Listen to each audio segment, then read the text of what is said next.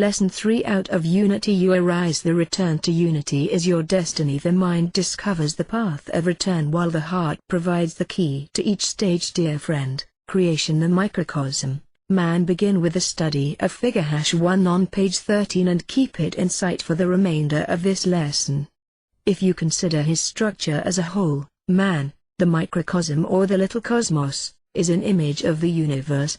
Therefore, he carries in himself all the various energies which are the foundation of the macrocosm or great cosmos. This is how we should understand Hermes Trismegistus' words in the Emerald Table: that which is below equals that which is above, and that which is above equals that which is below, to perpetrate the miracle of the one thing. We are going to examine the energies we described earlier, but this time we shall concentrate on their relations to and actions at various levels of man's consciousness. Man's higher levels during the manifestation of the primary energy, and while it is still unitary in essence, myriads of focal points appear. Level 1.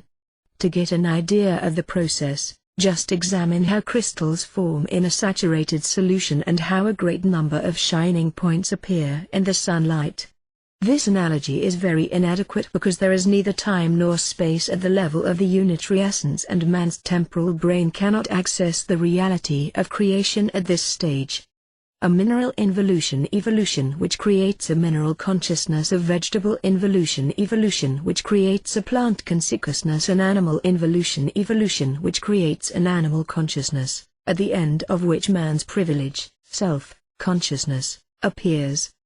After a fourth cycle, universal consciousness appears. It is the path of reintegration. Therefore, each of the focal points represents a potential man, and each one of us on this earth carries in himself the original point of his being. This point is the absolute androgynous man. It is the first of the 10 levels. We previously mentioned that energy densifies in 10 levels or 10 stages of consciousness and density. It occurs in the same way in each focal point of a potential being.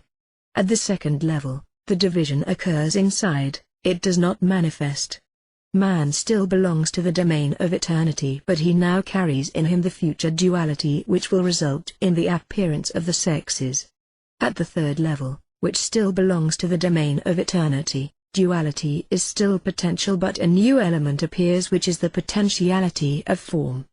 These 3 levels are the levels of the universal man, the first Adam, of the Garden of Eden, that is, man's state before his voluntary involution. At these levels, the being is always androgynous. Adam and Eve are only potential, the universal femininity and masculinity are not yet manifest. This androgynous state is always present in each of us, and it is the sole part of our being which will remain till the end of time. Our necessary involution and devolution will, in a sense, form a matrix for and liberate this part of ourselves. The 3 highest levels in man represent the presence called the Divine Trinity by exoteric religions. Man is a god who voluntarily fell from grace to forge, alone, his being and his freedom. All lower levels belong to the various domains of space and time.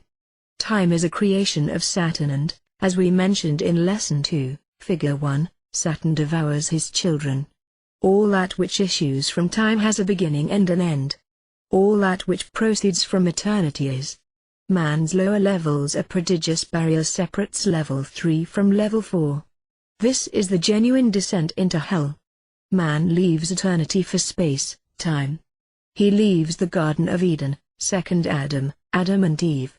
Here and now, duality manifests in every domain, space-time, matter. In the previous lesson, we attempted to explain the densification of the space-time duality. As soon as man enters duality, he loses the androgynous state. The separation of the sexes takes place, but it occurs progressively, as does space/time. There is a densification of the separation of the sexes, not only in man but in all things, which corresponds to the densification of matter and time. Alchemists thus consider the existence of the 3 male metals, the red metals, iron, copper and gold, and the 3 female metals, silver, lead and tin. Only mercury, which is a liquid metal, is considered androgynous. Therefore the two polarities exist at all levels of the manifest.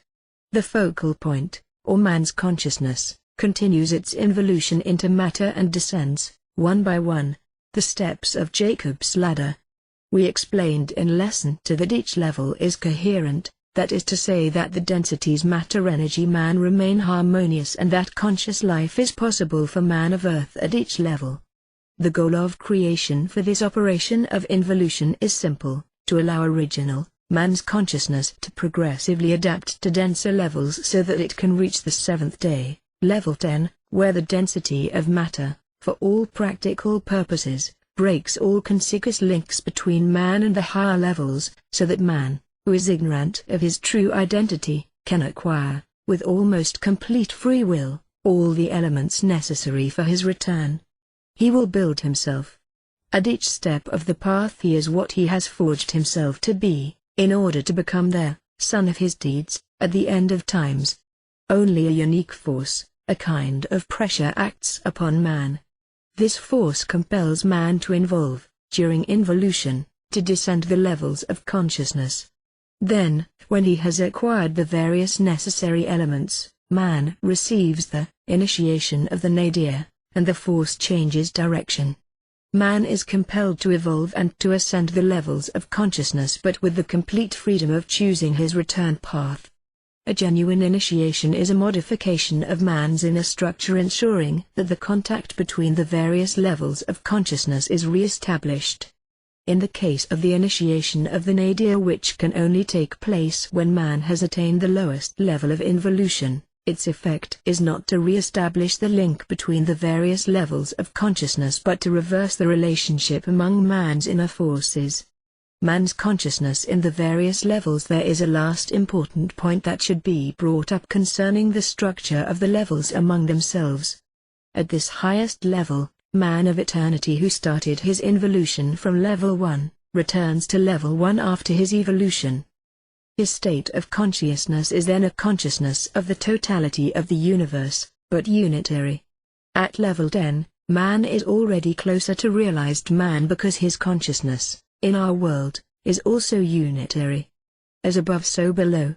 It is not the case in the intermediary levels where consciousness is specifically not unitary. At levels 7, 8, 9, which constitute what occultists call the lunar astral world, man's consciousness simultaneously includes the three levels. Man lives in a triple space-time because this world contains 3 days of creation. It is the same for levels 4, 5, 6, which constitute the solar astral world. It is necessary to meditate on the lunar astral and solar astral worlds in order to be able to interpret the experiences of conscious contact on the one hand, and fleeting images or perceptions on the other hand.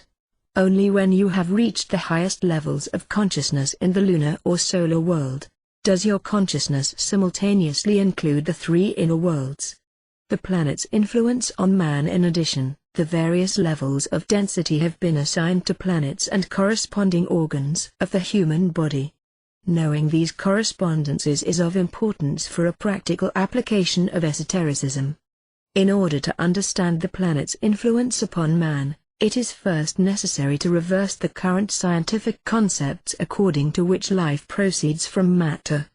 Every esoteric adept is progressively and eventually led to the following concept: first, there is the being. The being creates consciousness for his evolutionary needs. Consciousness creates life. Life creates matter in order to possess the appropriate support and matrix for its activities and realization. A second concept should be considered. The universe is a gigantic man. Our galaxy is a living being with the 10 levels of consciousness, and in a similar way but at a lower level, so is our solar system. The organization, or rather the physical manifestation of the solar being, is different from that of man. But you can find the same 10 levels of consciousness. Each planet exists because it is the material, concrete form of a level of consciousness at the focal point of its energy. The levels are equivalent in man and in the solar being, therefore there is a harmonious link between them and a reciprocal action of one upon the other. Each planet has a twofold aspect which corresponds to the duality of its level. The cosmic wind. When primary energy leaves eternity for space-time, it takes on a double, active and passive aspect but separates into several types of energy.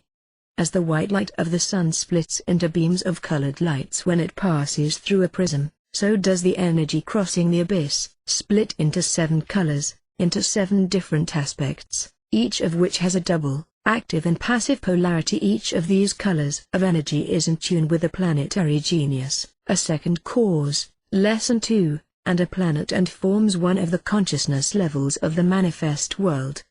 A new aspect of this energy appears simultaneously which activates the drive for evolution. It is a kind of pressure of being as previously mentioned, or a cosmic wind. It is not easy to speak of the cosmic wind because the name used for this subject has already been confused by misinterpretations by individuals analyzing the sacred texts of the Christian religions. Before he crosses the veil of the abyss while he still belongs to the domain of eternity, man is called Elohim, and his structure is tuned to the unspeakable Hebrew word that is, the 4 letters of the Tetragrammaton, Yod He Vav He. Hebrew is read from right to left. The study of this name is interesting.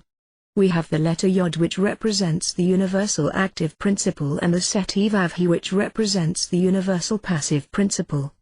The double occurrence of He symbolizes the preponderance of the passive aspect in the being during the descent.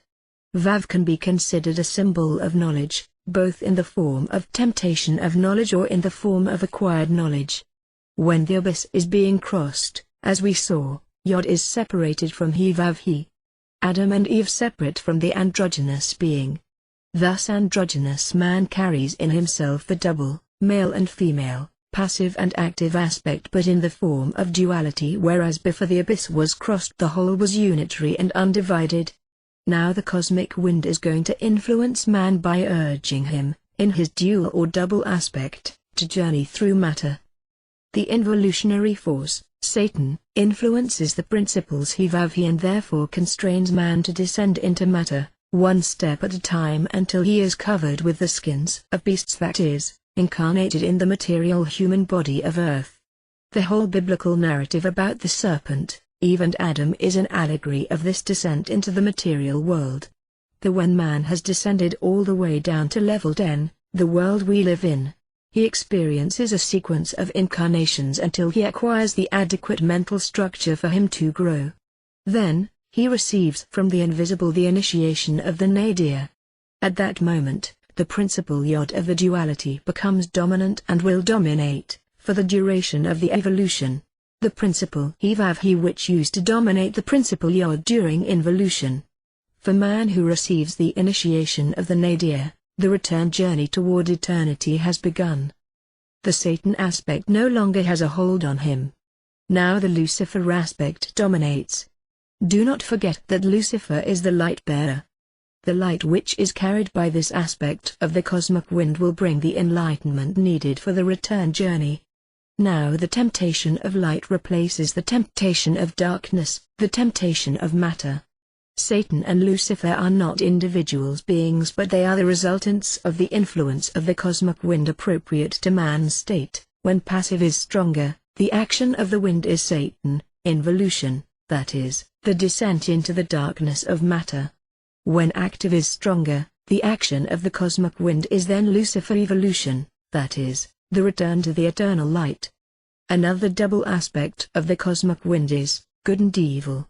During involution, good is that which provokes things toward the descent, evil that which makes them ascend. During evolution, good is that which helps ascend and evil that which hinders, in particular, attachment to the leaden weight of matter. In fact, it is good to meditate on Saturn's lead, level 3, and on the presence of the same symbol on the junction, allowing one to pass the veil of birth and death. Note: concerning the following terms, active, passive, positive, negative, and descent or fall, confusion should be avoided. In fact, these words have become loaded with unconscious meanings as time has passed and consequently have been unconsciously confused with the notions of good and evil. However, in nature, this is not the case. The positive is the acting energy, the negative is the energy constituting the element which is acted upon. One is necessary for the other, If one is missing, action is impossible. In the case of the double laws, the positive aspect of the law provokes the ascent, the densification, but it can occur only if densification, descent, has been previously accomplished. The descent or densification takes place when the passive, or negative, aspect has priority. The ascent or densification occurs if the active, or positive, aspect of energy has priority. Energy is neither good nor evil, it is. The previous lesson and this one which completes it, are the hardest to grasp in the entire class of fundamentals of esoteric knowledge. We recommend that you study them frequently until you can easily achieve an inner resonance with the ideas. Oratory work always follow the rules of Lesson 1 proposed exercise. Meditation on Saturn. Start with the mirror exercise. Lesson 2, close your eyes as soon as you reach the black or just before you become submerged by the cold if such is the case. Visualize the symbol of Saturn, that is, obtain a mental picture of it in your mind. As soon as you successfully visualize it, do not think of anything. When the meditation is complete, note the symbols or the lessons you perceived or experienced. Be very careful, you may experience a feeling of eternity. Close the work as previously indicated. This exercise is for those who successfully completed the checkerboard exercise and the mirror exercise. It is for those only. Make haste but slowly. Note, meditation is a passive action, we are being meditated. The active aspect corresponds to the work of visualization. The passive aspect corresponds to the stage where we no longer think. This state of passivity should be maintained so you can hear the answer. Especially at first, the answer is weak and the smallest residual or parasitic mental activity can drown it out. A progressive but complete mental silence is necessary. Try to do as the fisherman does. The fisherman throws in the bait and waits until the fish bites. How to use the notebook. Lesson 1, write down your night experiences in the oratory, regularly. Before you go to bed, examine the notebook. On Monday night, for example, study the night or oratory experiences of the previous Monday night and that of the previous Mondays. Particularly focus on the Monday for weeks earlier. Thus fix in your memory what happened sensibly at the same lunar phase as the one you find yourself in. For the oratory, review the experiments which followed the work proposed with time and improvements. You can practice the same exercise on the same day of the week. It is best to do so. Ora et labora. The philosophers of nature. Appendix and figure. Appendix, the zero and the infinite. Article from the little philosopher. Figure #1, man and the universe. Appendix #1, the zero and the infinite. Article from the little philosopher. When one is on the mystical path, the belief that man's existence is limited to a single passage on earth does not seem logical nor rational. As soon as intuition, inner experience, or a kind of mental pressure leads us to conceive of man as an evolving being, the only coherent explanation of existence seems to be that man begins at zero and moves toward the infinite. Indeed, when evolution has started, what obstacle could restrain it before it reaches the infinite stage? It is obvious that man cannot pass from zero to the infinite during the course of his life on earth, as long as it may be. In addition, if this life were man's sole experience, the differences in conditions and duration could bring him to doubt the equity of the creative power. Thus, logically, we are led to admit the plurality of man's experiences, whether this plurality is lived on earth or elsewhere. Nowadays, a growing number of people agree on the idea of reincarnation. Some find that it explains and justifies the apparent injustices of this world, others believe they have reminiscences from a faraway past. But our position as practitioners of experimental mysticism somewhat differs from all that is generally said on the subject. First, we say that only personal inner experience can reveal the essence of the other planes of existence different from that of Earth. Personal inner experience, however, because of its very nature, cannot be communicated to others. The conclusions resulting from personal experience can be accepted by someone who did not personally have them, only insofar as he trusts the individual who is attempting to explain such experiences. The first thing we can say is that man has four principal levels of consciousness, that conscious existence is possible in each level, and that consequently evolutionary existence is not the exclusive privilege of life on Earth. The question which comes up for most people is what remains from one life to the next? Here most explanations cease to be coherent. We said earlier that man has four levels of existence which can be summarized in this way. Man of Earth, who is incarnated in a physical body, has a unitary level of consciousness during his life on Earth. The life level immediately above occurs in the astral body. Consciousness has here a kind of triplicity, that is, while it remains one, it can access three different levels of perception. Above this existence is what the Catholic religion calls the glorious body. Consciousness is unitary, or at least becomes so at this level. The space/time duality disappears then, and the being finds eternity. Note that only the two extreme levels of consciousness are unitary. To understand the rest you need to know that all things, all acts, and all thoughts are engraved in the archives of nature. The prima materia, the ultimate essence, keeps track of all things for the duration of evolution. Be aware, the prima materia, the ultimate essence, somehow distills and fractionates it so that each act and each fact can be found in the memories of nature, but at different levels.